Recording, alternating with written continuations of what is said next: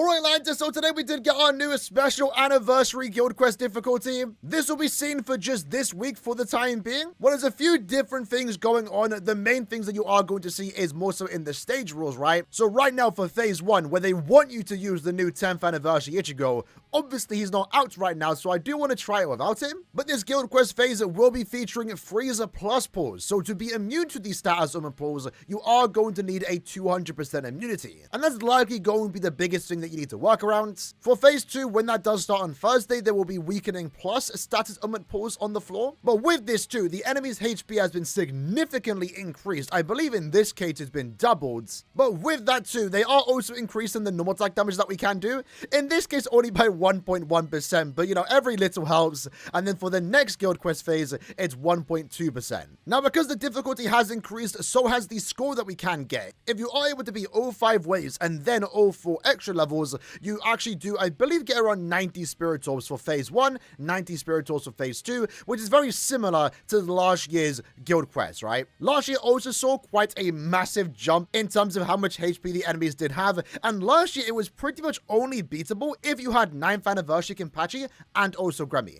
It did offer more orb rewards, but it was pretty much only have those characters. This time around, from what I am seeing, it is beatable with Byakuya and also Tenjiro, and that's what we're hoping to do in today's video. So right now, when it does come to the ranged human guild quest, it pretty much is Byakuya or bust. That's why Ichigo releasing is quite a big deal. Even though I know a lot of people do have Byakuya and are fine using Byakuya, Byakuya shouldn't be the only character that we can use for a phase of guild quest, because any other character here just sucks. Quincy Ichigo is actually not a bad character in general, but for Guild Quest, not so much. And if you don't have Byakuya, you're best off using Ichigo, but you're likely not going to get far. When it comes to the auto-played characters, your best DPS is going to be Tenjiro, and he's likely going to be the big key for the extra waves.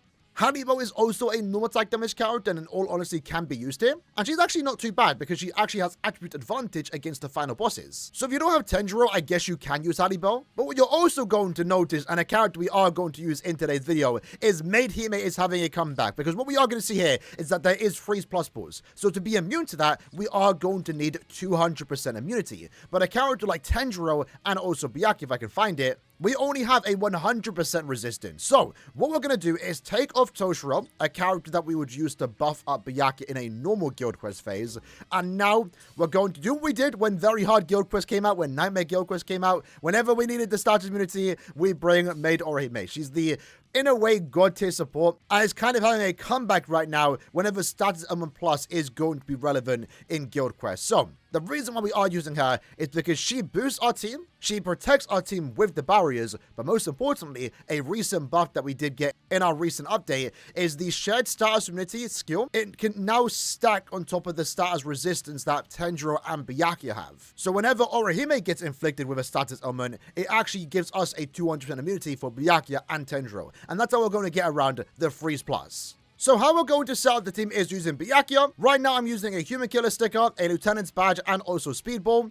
Although actually I do need to use the 5-star plus speedball. And the speedball that I'm using does have focus. I think that's fine as is. My Byakuya in particular is special level 2, level 10 SP, level 10 focus, with full stamina damage and damage to paralyze as bonus abilities. These are the links that we're going to use. Tenjiro is very similar, special level 2, so attack and focus level 10. We're using a golden chappie, human killer sticker, and also speedball, all at 30% attack. And then we're going with a mixture of normal attack damage and also full stamina, just to give him as much damage as possible. Thanks to the fact that we are using Maid Orihime in the team, she in a way is going to be our dedicated team booster, at least reliably stacking it, and that's why we have given her, you know, 2 14% recharge soul traits. If we can, we might as well let's use Mugetsu to get the additional 20% strong attack damage. Her accessories don't matter, but just give her whatever.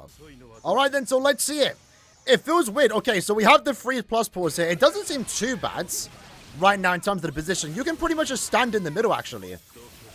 Okay, not too bad. Right now we'll get the focus on killing the small mob so Tenjiro can focus on the boss. I'm unfortunately frozen. Oh no, we took a hit. It's over. Can we get back up to full stamina? I don't think so.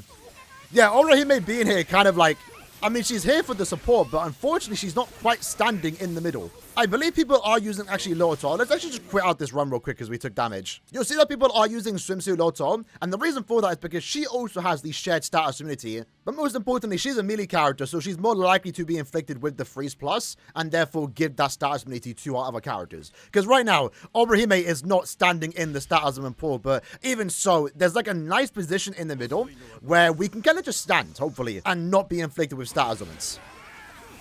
So let's go here, SA free. So this is kind of nice. It's not as toxic as it potentially could have been. But again, right now, Aaroniero is in a good spot. So she is giving us that immunity. We're going to kind of keep it as that. Pretty good phase 2. Okay, let's go up here. SA free. SA 1. Use our SA 2 there. Tendrils doing some pretty good damage. When do I want to use my Sobum? That's the question. Do I want to save for the extra waves? I might. Let's use our 1 here. And then going into the final boss, SA 3. Damn, they have the fast activating attacks to humans. I'm not sure if they were usually here. Tendril, finish up, lads. There we go. All right. We have how many seconds left? 27 seconds. I'm not going for like the fastest clear time. I just want to see if we can beat it. Because I know I'm going to get Ichigo tomorrow.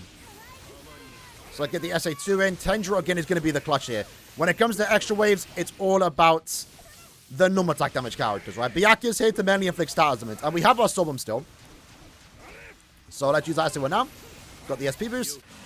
I guess I was Sobum here. That definitely wasn't the right play. But it's fine. Maybe I should have done it for the next boss. Let's SA3. SA1. Stay away. SA2. Not quite able to beat it, but we almost got there. We almost got there considering the amount of HP they have. And we're very close. Like, it's oh, hold on. SA3. Oh, no, we were like a frame away. We killed. Did it count? Did we get like the 0-second clear? I think we did. So we were actually able to beat it without Ichigo, which is kind of impressive. And that is why, when we got this announced last week, like, I wasn't surprised because they did it during the 9th anniversary, but the power creep between 8th to 9th anniversary was massive. 10th anniversary is also pushing it too, but it's still kind of in line with the 9th anniversary. Like, again, the jump between 9th anniversary was quite crazy to the point that when we got this ultra hard Guild Quest difficulty, you know, it was pretty much only have Kenpachi and Gremlin. And even then, Kenpachi was struggling. But we also are getting more Essence Scrolls, Quintessence Scrolls too. And I'm seeing a couple of Secret Links of Potion, which is nice as well. Again, seeing all these rewards here is pretty cool. Now, to be fair, I think we can definitely improve upon this run. My team is a 2 out of 5. Byakuya, 2 out of 5. Tendril, but I'm hearing that 1 out of 5 teams can clear as well. You just have to get lucky with your status procs, like always. And maybe have a better attack pattern. Better than what I potentially did. But let's go ahead and see if we can clear it again. Quite again impressed that Byakuya can do this, but it's not entirely surprising because Byakuya's a good character, right? That's why, like, when we got the announcement, I was like, you know what, Byakuya's the GOAT. I missed the SA1. Damn, okay. It's not too surprising. But next Guild Quest phase with Little Toto, it might be significantly more difficult. Byakuya's fortunate right now that no one here has attribute disadvantage. But next Guild Quest phase is power enemies, and Little Toto's a technique character, so it's going to be a bit more difficult when it comes to using Little Toto. Let's use that SA2 into the 1. Pretty good phase here. Unfortunately, some leftover enemies. And then going into Kugo. Let's SA3 into the 1. And use our SA2. And then 1 again. So it looks like we're clearing similar time here. 25-ish seconds remaining. Should be fine. We're going to save our Sobum for the final extra wave. And see how that goes. So fortunately, again, it's only 1 boss. If there was more like small mobs here, that would be brilliant. Again, really good position right now for the status pools that we can just stand right in the middle. And I think it's also easier. I'm pretty sure, you know, one good thing about, I guess, this EX or these status plus pools is they were very, like, overbearing with the way they were designed visually, that it was kind of hard to make out where the pool starts and where it ends. But right now, you can very clearly see what the safe spot and, you know, not safe spot is. So in that case, we actually cleared slower. I think we're going to get lucky with the status procs. I think we were slower more so on the first 5 waves. But we'll do a few more attempts to see if we can beat it once more. Even though we did beat it first attempt, funny enough. But I don't want to use too many tickets. So we're going to do 1 more ticket and just keep resetting that. Because we are going to be doing Guild Quest tomorrow when the banner does drop. And likely try and go for a significantly faster score. So the enemies are quite spaced out. But I think the SA3 there does do a pretty good job. So go down, SA2, SA1. Can Aaroniero stand on the status one, please? That'd be nice. We lost our SP boost, but it's fine. Let's SA3. 1. Let's just use our 2. That's fine. And then we'll use our EX. Get the barriers. Unfortunately, Tsukishima wasn't affected with the stars on it. But we do more damage, so it's good here.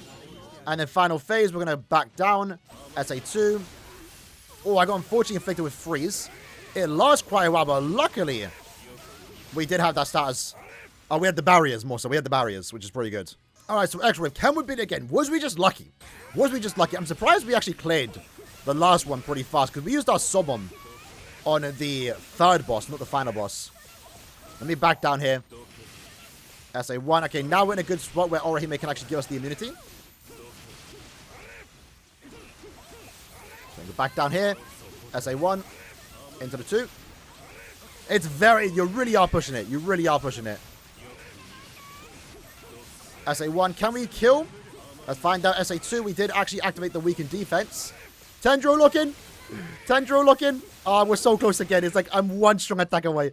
I'm one strong attack away. Damn. So let's do one more attempt. I think what we need to improve upon is the first 5 levels. We just need to get a lot faster on. So, pretty good there. That we actually pretty much took out all the small mobs, which is good. Aaroniero got pushed up too, so she's now in a good position. Really good damage there on Tendro, given that the boss is a technique character. Bit of wasted time here, unfortunately. SA1. Mazu's are 2. Let's just not even save strong attacks. Just use everyone we can. EX. Tendro is getting inflicted with freeze, but fortunately, Aaroniero has now given us that immunity. Let Tendro finish up. And then SA2. SA1. Are we looking good? It's kind of similar play time, but again, we can maybe make up for it in the next extra waves. So it looks like if you can get like 40 seconds remaining somehow, you're golden. There we go, SA2. Good damage there. The main thing is we need to get the weakening proc, and Tendro needs to attack with the weakening when it's active, you know? Because he's doing some really good damage there, as long as he's not using a strong attack. Got the status proc there. Oh, no, I think Tendro got it? I'm not too sure. Either we're looking good on time. Let me someone now. Maybe I should have waited, because we're potentially going to lose the SP boost. We just lost it. Uh-oh. It's close, though. Tendro looking. Stop using strong attacks. Ah! Did it count? We beat it. It's like literally last second. We're done. We're done.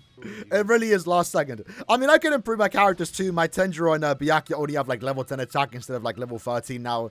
I believe I also have like level 20 link shot. So there's improvements to the team that I can make too. But that's basically the current guild quest that we have right now access to. I do think it's not as bad as last year, which I think is a good thing. Because last year was pretty much only have the new characters to beat it. I mean, even then I was able to beat it, but it did require Tendro and also Byakuya at 2 out of 5, but again, I've seen, you know, more with less. The damage buffs here with the normal attack, even if it's a 1.1 times buff, it was actually helpful because I needed it. It took me to the last frame to beat it. So yeah, phase 1's honestly not too bad. If you have little Toto, probably use her over Aaroniero.